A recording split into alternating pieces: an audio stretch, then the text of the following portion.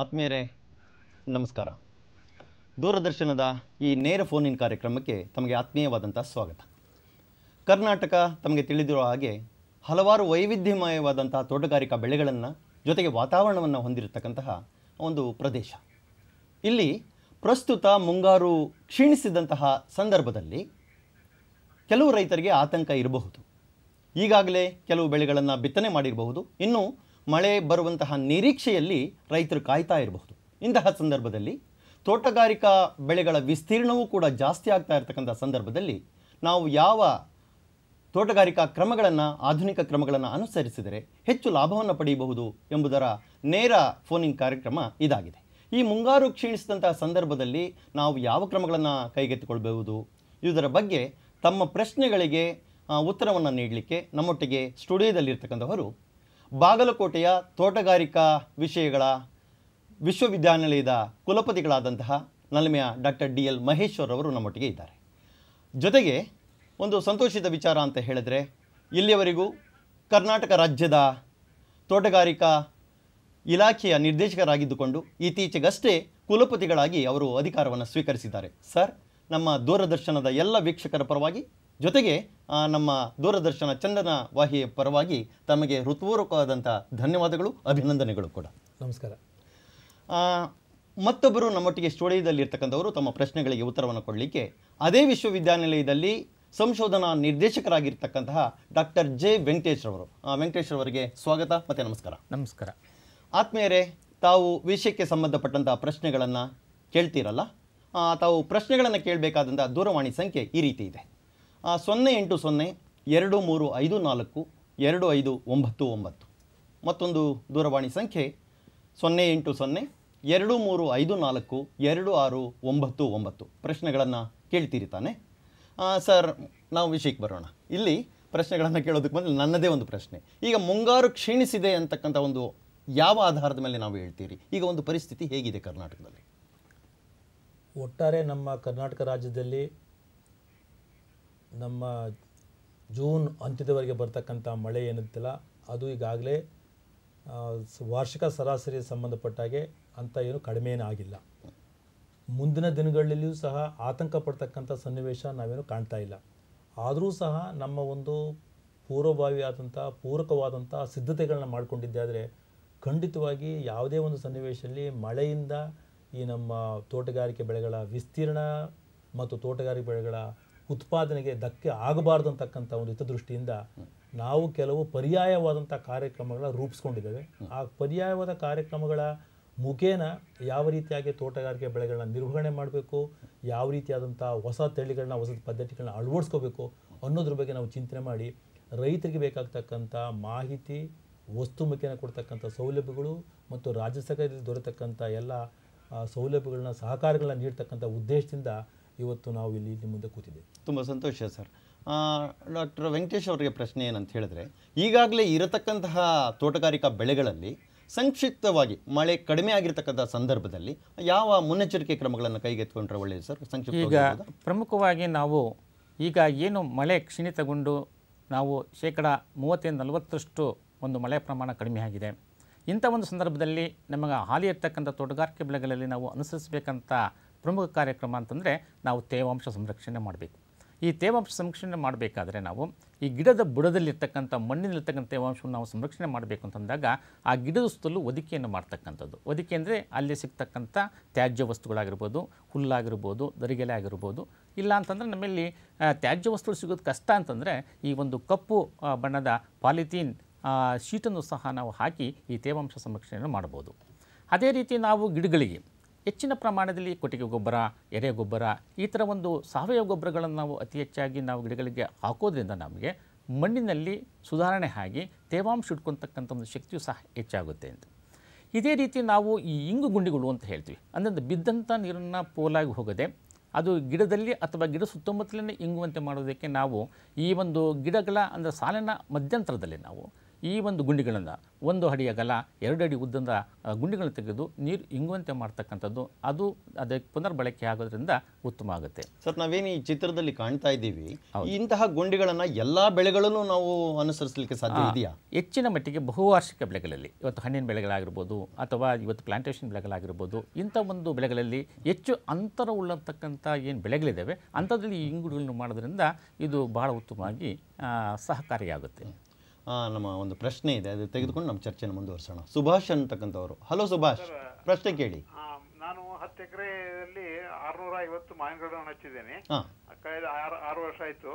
ಈಗ ಕಳೆದ 3 ವರ್ಷದಿಂದ ನಮ್ಮಲ್ಲಿ ಬಹಳ ಮಳೆ ಕಡಿಮೆ ಆಗಿ 4 ಬೋರ್ ಹೊಡೆದ್ರೂ ಬೋರ್ನಲ್ಲಿ ನೀರಿಲ್ಲ, ಬರೀ ಅರ್ಧ ಇಂಚ್ ನೀರು ಬರ್ತಾ ಇದೆ. ನನಗೆ ವಾರಕ್ಕೆ 15 ದಿವಸಕ್ಕೊಮ್ಮೆ 20 ದಿವಸಕ್ಕೊಮ್ಮೆ ನೀರು ಹೋಗ್ತಾ ಇದೆ ಒಂದೊಂದು ಗಿಡಕ್ಕೆ. ಅದಕ್ಕೆ ಯಾವ ದೃಷ್ಟಿಯಿಂದ ಅದನ್ನ ನೀರು ಕಡಿಮೆ ಆದ್ರೂ ತೊಂದರೆ ಆಗಲಿಕ್ಕಿರೇನೋ ಅಂತ ಕೇಳಬೇಕಾಗಿತ್ತು. ಈ ಪದ್ಧತಿಯಲ್ಲಿ ನಾವು ಈ ಒಂದು ಕಡಿಮೆ ನೀರು ಇರತಕ್ಕಂಥ ಒಂದು ಸಂದರ್ಭದಲ್ಲಿ ನಾವು ಇವತ್ತು ಹನಿ ನೀರಾವರಿ ಪದ್ಧತಿ ಅಂತ ಅಂದ್ಬಿಟ್ಟು ಹೇಳ್ತಾ ಇದ್ವಲ್ಲ, ಆ ಹನಿ ನೀರಾವರಿ ಪದ್ಧತಿಯನ್ನು ಅದೇ ಥರ ಹನಿ ನೀರಾವರಿ ಪದ್ಧತಿಯನ್ನು ಬಳಸ್ತಕ್ಕಂಥದ್ದು. ಈಗ ಹನಿ ನೀರಾವರಿ ಪದ್ಧತಿ ಜೊತೆಗೆ ನಾವು ಆ ಒಂದು ಗಿಡದ ಸುತ್ತಲೂ ಸಹ ಇವತ್ತು ನೀರಿನಿಡ್ತಕ್ಕಂಥ ವಸ್ತುಗಳು, ಇವತ್ತು ನಾರಿನ ಹುಡಿ ಆಗಿರ್ಬೋದು ಅಥವಾ ಇವತ್ತು ಹೈಡ್ರೋಜೆಲ್ ಅಂತಕ್ಕಂಥ ಒಂದು ವಸ್ತು ಸಹ ಸಿಗುತ್ತೆ. ಅದನ್ನು ನೀವು ಮಣ್ಣಿಗೆ ಸೇರಿಸೋದ್ರಿಂದ ಮತ್ತು ಸಾವಯವ ಗೊಬ್ಬರ ಮಣ್ಣಿಗೆ ಸೇರಿಸ್ಬಿಟ್ಟು ನೀವು ಈ ಥರ ಒಂದು ಹನಿ ನೀರಾವರಿ ಪದ್ಧತಿಯನ್ನು ಅಳವಡಿಸಿದ್ರೆ ನಾವು ಕಡಿಮೆ ನೀರಿನಲ್ಲಿ ನಾವು ಅದನ್ನು ಮಾಡೋದಕ್ಕೆ ಅನುಕೂಲ ಆಗುತ್ತೆ. ಡಾಕ್ಟರ್ ಮಹೇಶ್ವರ್ ಸರ್ಗೆ ಪ್ರಶ್ನೆ ಕೇಳೋದಂದರೆ, ಈಗ ತಾವು ವಿಶ್ವವಿದ್ಯಾನಿಲಯದ ಕುಲಪತಿಗಳಾಗಿದ್ದೀರಿ. ಹೊಸ ತಂತ್ರಜ್ಞಾನಗಳನ್ನು, ತೋಟಗಾರಿಕಾ ತಂತ್ರಜ್ಞಾನಗಳನ್ನು ಇಡೀ ಕರ್ನಾಟಕದಾದ್ಯಂತ ನಮ್ಮ ರೈತ ಬಂಧುಗಳಿಗೆ ನಾವು ವಿಶೇಷವಾಗಿ ಈ ಸಂದರ್ಭದಲ್ಲಿ ತಿಳಿಸೋದಾದರೆ ಏನನ್ನು ಹೇಳಲಿಕ್ಕೆ ಬಯಸ್ತೀರಿ ಸರ್? ಇವತ್ತು ನಮ್ಮ ಕರ್ನಾಟಕ ರಾಜ್ಯ ಒಂದು ಬಹುತೇಕವಾದಂಥ ಮಳೆಯಾಶ್ರಿತ ಕೃಷಿ ಬೆಳೆಗಳನ್ನ, ತೋಟಗಾರಿಕೆ ಬೆಳೆತಕ್ಕಂಥ ಅವಲಂಬಿಸಿದೆ.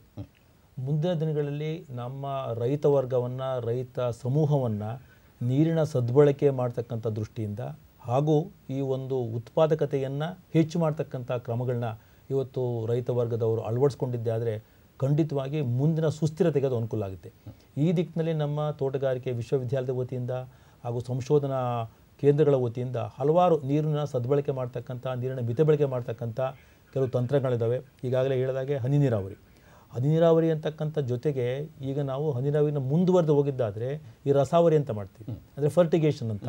ಆ ರೀತಿಯಾದಂಥ ಒಂದು ಫರ್ಟಿಗೇಷನ್ ಕ್ರಮಗಳನ್ನ ಅಳವಡಿಸಿದ್ದೇ ಆದರೆ, ಮಲ್ಚಿಂಗ್ ಮಾಡ್ತಕ್ಕಂಥ ವ್ಯವಸ್ಥೆಗಳನ್ನ ಮಾಡಿದ್ದೇ ಆದರೆ, ಸೂಕ್ತವಾದಂಥ ತಳಿಗಳನ್ನ ನಾವು ಮಾಡ್ತಕ್ಕಂಥ ವ್ಯವಸ್ಥೆ ಮಾಡಿದ್ದೇ ಆದರೆ ಖಂಡಿತವಾಗಿ ಕಡಿಮೆ ನೀರಿನ ಸನ್ನಿವೇಶದಲ್ಲೂ ಸಹ ಉತ್ತಮವಾದಂಥ ಬೆಳೆಗಳನ್ನ ಬೆಳೆದು ಅಧಿಕ ಉತ್ಪಾದನೆಯನ್ನು ನಾವು ಇವತ್ತು ಸಣ್ಣ ವಿಸ್ತೀರ್ಣದಲ್ಲಿ ಬೆಳಕಂಥ ಅವಕಾಶ ಇದೆ.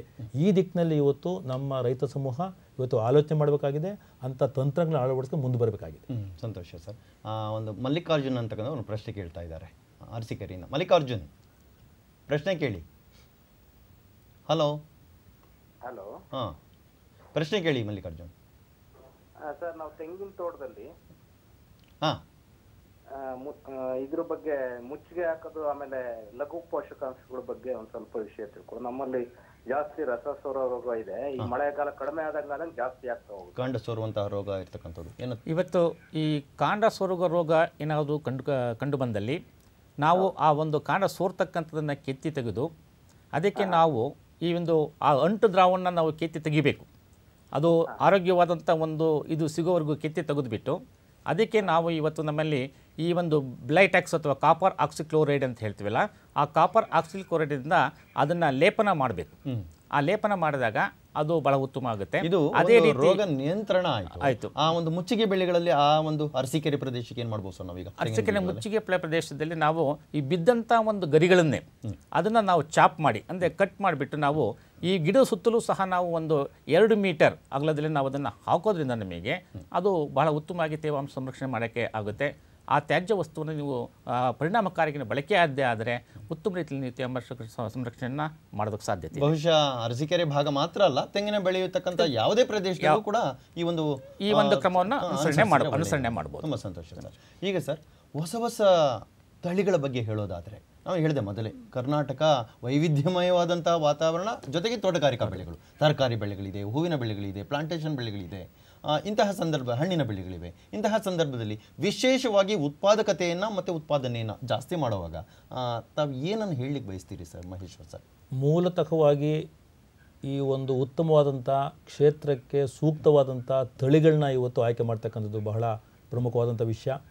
ಯಾಕೆಂತಂದರೆ ಇವತ್ತು ನಮ್ಮಲ್ಲಿರ್ತಕ್ಕಂಥ 10 ವಿಶೇಷ ಕೃಷಿ ವಲಯಗಳಿಗೆ ಇವತ್ತು ಸೂಕ್ತವಾದಂಥ ತಳಿಗಳನ್ನ ಮತ್ತು ಬೆಳೆಗಳನ್ನ ಇವತ್ತು ಇವಾಗಲೇ ನಿರ್ಧರಿಸಿದ್ದೇವೆ. ಆ ರೀತಿಯಾದಂಥ ಬೆಳೆಗಳನ್ನ ಮತ್ತು ತಳಿಗಳನ್ನ ನಾವು ಮೊದಲು ಆಯ್ಕೆ ಮಾಡ್ಕೋಬೇಕು. ತದನಂತರ ಆ ಒಂದು ವಾತಾವರಣಕ್ಕೆ ಸೂಕ್ತವಾದಂಥ ರೀತಿಯಾದಂಥ ಒಂದು ಗಿಡ ನೆಡ್ತಕ್ಕಂಥ ಒಂದು ಸಾಂದ್ರತೆಯ ಕ್ರಮಗಳನ್ನ ಅಳವಡಿಸ್ಬೇಕಾಗುತ್ತೆ. ಅದ್ರ ಜೊತೆಗೆ ಈಗ ಮುಂದಿನ ದಿನಗಳಲ್ಲಿ ಈಗ ಕೇವಲ ಒಂದೇ ಬೆಳೆಯಿಂದ ನಾವು ಡಿಪೆಂಡ್ ಆಗಕ್ಕೆ ಆಗೋದಿಲ್ಲ. ಈ ಒಂದು ಸಮ್ಮಿಶ್ರವಾದಂಥ ಬೆಳೆಗಳನ್ನ ಬೆಳೆಸ್ತಕ್ಕಂಥದ್ದಕ್ಕೆ ಮಿಶ್ರ ಬೆಳೆ ಮಾಡ್ತಕ್ಕಂಥ ವ್ಯವಸ್ಥೆಗೆ ಇವತ್ತು ಆಲೋಚನೆ ಮಾಡಿದ್ದಾದರೆ ಖಂಡಿತವಾಗಿ ಯಾವುದೇ ಒಂದು ನೈಸರ್ಗಿಕ ಸನ್ನಿವೇಶದಲ್ಲಿ ಬರ್ತಕ್ಕಂಥ ವೈಪರೀತ್ಯಗಳಿಗೆ ಅದು ಪರಿಹಾರ ಕೊಡುತ್ತೆ. ಯಾವುದೇ ರೀತಿಯಾದಂಥ ದುಷ್ಪರಿಣಾಮ ಇಲ್ಲದೆ ಇರತಕ್ಕಂಥ ಸನ್ನಿವೇಶಕ್ಕೆ ಇವತ್ತು ನಮ್ಮ ರೈತರ ಜಮೀನು ಮತ್ತು ರೈತರ ವ್ಯವಸ್ಥೆ ಆ ದಿಕ್ಕಿಗೆ ಬರುತ್ತೆ. ಜೊತೆಗೆ ಏನು ಮಾಡ್ಬೇಕಂತ ಹೇಳಿದ್ರೆ ಇವೆಲ್ಲ ಒಂದು ಕ್ರಮಗಳನ್ನ ಕೈಗೊಳ್ತಕ್ಕಂಥದ್ರ ಜೊತೆಗೆ ನೀರಿನ ಸದ್ಬಳಕೆ ಮಾಡ್ತಕ್ಕಂಥ ಒಂದು ವಿಶೇಷವಾದಂಥ ಕ್ರಮಗಳನ್ನ ಅಳವಡಿಸ್ಕೋಬೇಕು. ಹಾಗೂ ಈ ಒಂದು ಕೀಟ ಮತ್ತು ರೋಗಗಳನ್ನ ನಿಯಂತ್ರಣ ಮಾಡ್ತಕ್ಕಂಥ ಒಂದು ಸಮಗ್ರ ರೀತಿಯಾದಂಥ ಕ್ರಮಗಳನ್ನ ಅಳವಡಿಸ್ಕೊಂಡಿದ್ದಾದರೆ ಖಂಡಿತವಾಗಿಯೂ ತೋಟಗಾರಿಕೆ ಬೆಳೆಗಳು ನಮ್ಮ ರಾಜ್ಯಕ್ಕೆ ಆಶಾದಾಯಕವಾದಂಥ ಬೆಳೆಗಳು. ಈ ಒಂದು ಬೆಳೆಗಳಿಂದ ಖಂಡಿತವಾಗಿ ಒಂದು ಲಾಭಾಂಶದ ಜೊತೆಗೆ ಯಾವುದೇ ಒಂದು ನೈಸರ್ಗಿಕ ವೈಫಲ್ಯಗಳಿಗೆ ಇದು ಒಂಥರ ಇನ್ಶೂರೆನ್ಸ್ ಇದ್ದಂಗೆ ಆಗುತ್ತೆ. ಸೊ ಆ ರೀತಿಯಾಗಿ ಬಹುವಾರ್ಷಿಕ ಬೆಳೆಗಳನ್ನ ಮತ್ತು ಸಣ್ಣ ಅವಧಿಯ ಬೆಳೆಗಳನ್ನ ನಾವು ಬಹಳ ಅರ್ಥಪೂರ್ಣವಾಗಿ ಇದನ್ನು ನಾವು ಹೊಂದಾಣಿಕೆ ಮಾಡಿದ್ದಾದರೆ ಖಂಡಿತವಾಗಿ ಪ್ರತಿ ಒಂದು ಘಟಕದ ವತಿಯಿಂದ ಹೆಚ್ಚಿನ ಉತ್ಪತ್ತಿ ಮತ್ತು ಹೆಚ್ಚಿನ ಆದಾಯ ಪಡೆಯಕ್ಕೆ ಅವಕಾಶ. ಒಂದು ಮಹೇಶ್ ಅನ್ನೋರು ಪ್ರಶ್ನೆ ಕೇಳ್ತಾ ಇದ್ದಾರೆ. ಹಲೋ ಮಹೇಶ್, ಪ್ರಶ್ನೆ ಕೇಳಿ, ನೇರವಾಗಿ ಪ್ರಶ್ನೆ ಕೇಳಿ. ನಮಸ್ತೆ ಸರ್. ನಮಸ್ಕಾರ ಸರ್, ನಾನು ಹೊಸದುರ್ಗ ತಾಲೂಕು ನಾಗರಕಟ್ಟೆ ಅಂತೇಳಿ. ಅಡಿಕೆ ಬೆಳೆಗೆ ಇಡುಮುಂಡಿಗೆ ರೋಗ ಅಂತ ಬರ್ತಾ ಇದೆ. ಅದು ಮೇಲಿನ ತಲೆ ಪ್ರಮಾಣ ಗರಿ ಚಿಕ್ಕದಾಗಿತ್ತು, ತುಂಬಾ ಬರ್ತಾ ಹಿಡಿಮುಂಡಿಗೆ ಅಂತ ಹೇಳಿದಿರಿ, ಗರಿ ಚಿಕ್ಕದಾಗಿರುತ್ತೆ, ಜುಟ್ಟಾಗಿದೆ. ಸರಿ, ನಿಮ್ಮ ಪ್ರಶ್ನೆ ಏನು ಇದಕ್ಕೆ? ಇಡುಮುಂಡಿಗೆ ರೋಗಕ್ಕೆ ನಿಯಂತ್ರಣ ಮತ್ತು ತಡೆಗಟ್ಟುವಿಕೆ ಇದರ ಒಂದು ನಿರ್ವಹಣೆ, ರೋಗದ ಈಗ ಇಡಿಮುಂಡಿಗೆ ರೋಗವನ್ನು ಸಾಮಾನ್ಯವಾಗಿ ನಾವು ಈ ಒಂದು ಅಡಿಕೆನಲ್ಲಿ ಹೆಚ್ಚಾಗಿ ನಾವು ಕಾಣ್ತೀವಿ. ಅದರಲ್ಲಿ ಏನಂದರೆ ಸಾಮಾನ್ಯವಾಗಿ ನಮಗೆ ಇಡಿಮುಂಡಿಗೆ ಬರ್ತಕ್ಕಂಥದ್ದು ಅಂದರೆ ನಿಮಗೆ ತೇವಾಂಶ, ನಾವು ಕರೆಕ್ಟಾಗಿ ನಾವು ಡ್ರೈನೇಜ್ ಅಂತ ಹೇಳ್ತೀವಲ್ಲ, ಆ ನೀರು ಚೆನ್ನಾಗಿ ಬಸಿದು ಹೋಗುತ್ತೆ ಮಾಡ್ತಕ್ಕಂಥದ್ದು ಮೊದಲನೇ ಕರ್ತವ್ಯ. ನಂತರ ಅದು ಈ ಒಂದು ಗಿಡಗಳಿಗೆ ಈ ಒಂದು ಬೋರಾನ್ ಅಂತಕ್ಕಂಥ ಸೂಕ್ಷ್ಮ ಪೋಷಕಾಂಶ ಕಡಿಮೆ ಆದಾಗಲೂ ಸಹ, ಅದೇ ರೀತಿ ಈ ಒಂದು ಸತುವಿನ ಅಂಶ ಕಡಿಮೆ ಆದಾಗಲೂ ಸಹ ನಮಗೆ ಅದು ಪೆನ್ಸಿಲ್ ಥಿಕ್ನೆಸ್ ಅಂದರೆ ನಾವು ಈ ಸೀಸ್ಕಟ್ಟಿ ಆಕಾರದಲ್ಲಿ ನೇರವಾಗಿ ಹೋಗಿ ಸಣ್ಣ ಎಲೆಗಳನ್ನು ಬಿಡ್ತಕ್ಕಂಥದ್ದು ಇರುತ್ತೆ. ಅದಕ್ಕೆ ನಾವು ಅತಿ ಹೆಚ್ಚಿನ ಮುಖ್ಯವಾಗಿ ಈ ಒಂದು ಸೂಕ್ಷ್ಮ ಪೋಷಕಾಂಶಗಳಿಗೂ ನಾವು ಹೆಚ್ಚಿನ ಒತ್ತು ಕೊಡಬೇಕು. ಮತ್ತು ಈ ಒಂದು ಡ್ರೈನೇಜ್ ಅಂತೇಳಿ ಅದಕ್ಕೆ ಹೆಚ್ಚಿನ ಒಂದು ಇದನ್ನು ಮಹತ್ವವನ್ನು ಕೊಟ್ಟು ನೀವು ಕಾಪಾಡಿದ್ದೇ ಆದರೆ ಅದನ್ನು ನಿರ್ವಹಣೆ ಮಾಡೋಕ್ಕೆ ಸಾಧ್ಯತೆ ಇದೆ. ಇದು ರೋಗದ ನಿರ್ವಹಣೆ ಆಯಿತು ವೆಂಕಟೇಶ್ ಸರ್. ಈಗ ಮುಂಗಾರಿನ ಒಂದು ಕ್ಷೀಣಿಸ್ತಕ್ಕಂಥ ಒಂದು ಸಂದರ್ಭದಲ್ಲಿ ಬೆಳೆಗಳ ನಿರ್ವಹಣೆಯನ್ನು ಮಾಡುವಾಗ ಸವಾಲುಗಳು ರೈತರಿಗೆ ಜಾಸ್ತಿ ಇವೆ. ಆದರೆ ಈಗ ಇರತಕ್ಕಂಥ ಬೆಳೆಗಳು ಬೇರೆ. ಈಗ ತಕ್ಷಣ ತುರ್ತಾಗಿ ರೈತರು ಯಾವ ಕಾಳಜಿಯನ್ನು ವಹಿಸಿದ್ರೆ, ನಿರ್ವಹಣೆ ಮಾಡಿದ್ರೆ ತೋಟಗಾರಿಕಾ ಬೆಳೆಗಳ ಕಡೆಗೆ ಹೆಚ್ಚು ಕಾಳಜಿಯನ್ನು ವಹಿಸೋದಕ್ಕೆ ಅವಕಾಶಗಳು ಇವೆ ಅನ್ನೋದು ನೀವು ಹೇಳ್ತೀವಿ. ಈಗ ಮುಂಗಾರು ಕ್ಷೀಣಿಸ್ತಾ ಅಂದ ತಕ್ಷಣ ನಾವೇನು ಮಾಡ್ತೀವಿ, ತೇವಾಂಶ ಸಂರಕ್ಷಣೆಗೆ ಹೋಗ್ತೀವಿ. ನಾವು ತೇವಾಂಶ ಸಂರಕ್ಷಣೆ ಅಂತಂದರೆ ಬಿದ್ದಂಥ ಏನಿರ್ತಕ್ಕಂಥ ಒಂದು ವಸ್ತುಗಳನ್ನ ತೆಗೆದುಕೊಂಡ್ಬಿಟ್ಟು ನಾವು ಆದಷ್ಟು ಮಟ್ಟಿಗೆ ನಾವು ಈ ಒಂದು ಒದಿಕೆಯನ್ನು ಮಾಡ್ತಕ್ಕಂಥದ್ದು ಬಂದು, ಆಮೇಲೆ ಅಲ್ಪ ಸ್ವಲ್ಪ ನೀರಾವರಿ ಅನುಕೂಲ ಇತ್ತು ಅಂತಂದರೆ ಅಲ್ಲಿ ಹನಿ ನೀರಾವರಿ ಪದ್ಧತಿಯನ್ನು ಬಳಸ್ಕೊಂಡ್ಬಿಟ್ಟು ನಾವು ಅದನ್ನು ಉತ್ತಮ ರೀತಿಯಲ್ಲಿ ಬೆಳೆಯೋದಕ್ಕೆ ನಾವು ಇದು ಮಾಡ್ತಕ್ಕಂಥದ್ದು ಬಹಳ ಜೊತೆಗೆ ಇವತ್ತು ಏನು ನೀರಿನ ನಿರ್ವಹಣೆ ಒಂದೇ ಅಲ್ಲ, ಇವನ ಬೆಳೆಯನ್ನು ಸಹ ನಾವು ಅರ್ಥಪೂರ್ಣವಾಗಿ ನಿರ್ವಹಣೆ ಮಾಡಬೇಕು. ಕಾರಣ ಅಲ್ಲಿ ಅದು ಬಹಳ ಬೇರೆ ಬೇರೆ ಹಂತದಲ್ಲಿರುತ್ತೆ.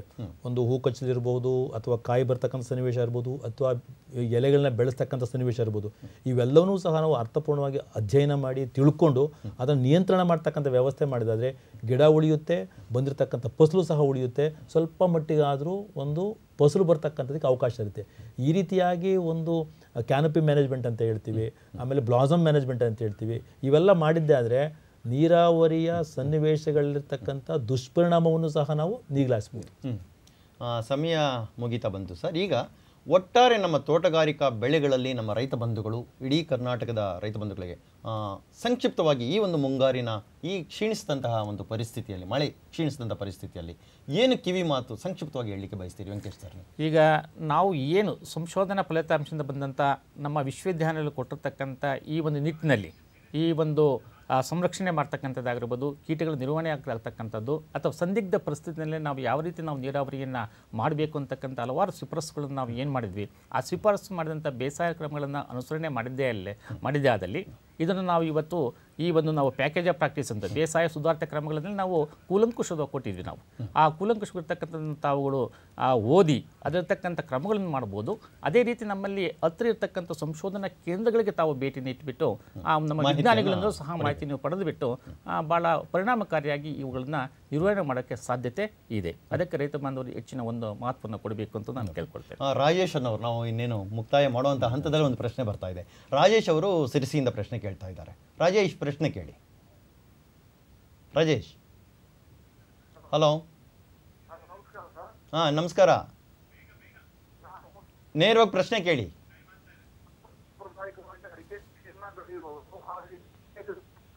ನಿಮ್ಮ ಪ್ರಶ್ನೆ ಕ್ಲಿಯರ್ ಆಗಿಲ್ಲ. ನಿಮ್ಮ ಪ್ರಶ್ನೆ ಕೇಳಿಸ್ತಾ ಇಲ್ಲ, ಸರಿಯಾಗಿಲ್ಲ.